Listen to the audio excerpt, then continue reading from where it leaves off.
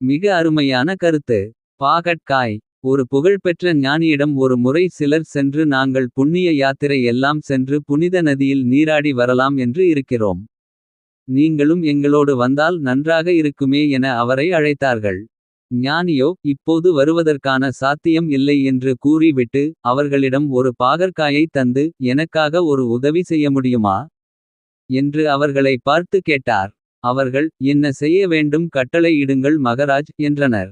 ரொம்ப பெரிய வேலை எல்லாம் இல்லை. நீங்கள் புனித நதியில் முழுகும் போதெல்லாம் இந்த பாகற்காயையும் முழுக்கி என்னிடம் திரும்ப கொண்டு வந்து இதை சேர்த்து விடுங்கள் என்றார். அன்பர்கள் ஞானி சொன்ன மாதிரியே செய்தனர். திரும்ப வந்து அவரிடம் அந்த பாகற்காயை பத்திரமாக ஒப்படைத்தனர். அவர் அந்த பாகற்காயை சிறு துண்டுகளாக நறுக்கி எல்லாருக்கும் ஒரு துண்டை கொடுத்தார்.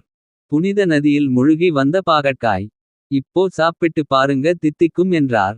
ஆர்வமுடன் வாங்கிய அன்பர்கள் வாயில் போட்டு மென்ற வேகத்தில் முகம் மாறியது.